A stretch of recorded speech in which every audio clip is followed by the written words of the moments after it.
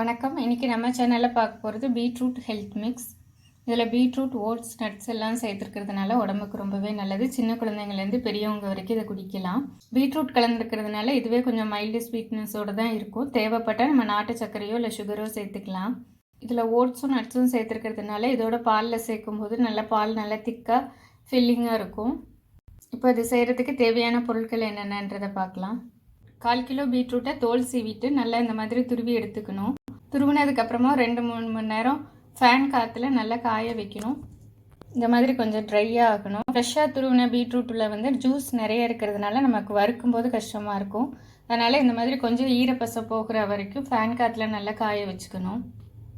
50 gram cashew nut, 50 gram பாதாம், 1/4 cup oats சேர்க்கறதுனால கொஞ்சம் திக்காகவும் இருக்கும், ஃபைபரும் சேரும் நமக்கு.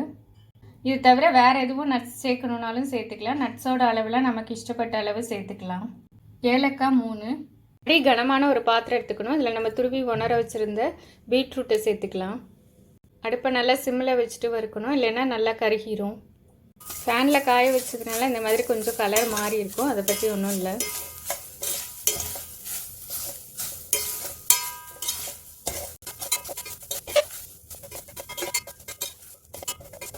என்னதான் ஃபேனில் காய வச்சுருந்தாலும் இதில் இன்னுமே நல்லா ஜூஸியாக தான் இருக்கும். அதனால் கொஞ்சம் டைம் ஆகும் வறுக்கிறதுக்கு. சிம்லே வச்சுட்டு நல்லா வறுக்கணும்.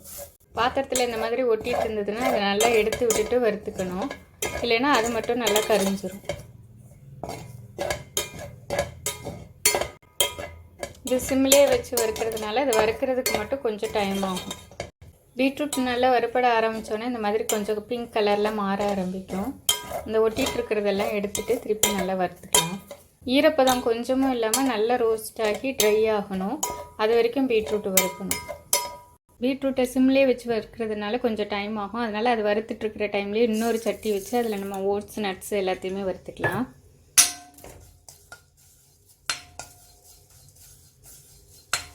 ஓட்ஸ் நல்லா வறுபட்டுருச்சு. இப்போ இதை எடுத்துடலாம்.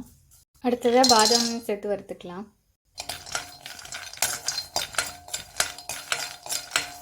ஓட்ஸ், நட்ஸ் எல்லாமே வறுக்கும் போதுமே கொஞ்சம் மீடியம் ஃப்ளேமில் வச்சுட்டே வறுக்கணும். பாதாம் நல்லா வறுத்தாச்சு. இப்போ இதை எடுத்துடலாம். அடுத்ததாக முந்திரி பருப்பு சேர்த்து வறுத்துக்கலாம். முந்திரி பருப்பும் வறுத்துருச்சு, இதை எடுத்துடலாம். ஏலக்காயும் நல்லா வறுத்துருச்சு. இப்போ இதை எடுத்துடலாம். ஈரப்பதம் இல்லாமல் நல்லா ட்ரையாக ரோஸ்ட் ஆனதுக்கப்புறமா பீட்ரூட்டோட கலர் லைட் பிங்க்காக மாறிடும். இந்த டைமில் ஸ்டவ் ஆஃப் பண்ணிவிட்டு இதை ஆற வச்சுக்கலாம். பீட்ரூட் நல்லா கிறிஸ்பியாக வறுத்தாச்சு. இது மாதிரி நல்லா மொறுமொறுன்னு இருக்குது. இப்போ இது நல்லா ஆற வச்சுட்டு மிக்சியில் பவுடர் பண்ணிக்கலாம். இது நல்லா ஆறினதுக்கப்புறமா இது எல்லாத்தையுமே ஒன்றா சேர்த்து மிக்சியில் அரைச்சிக்கலாம்.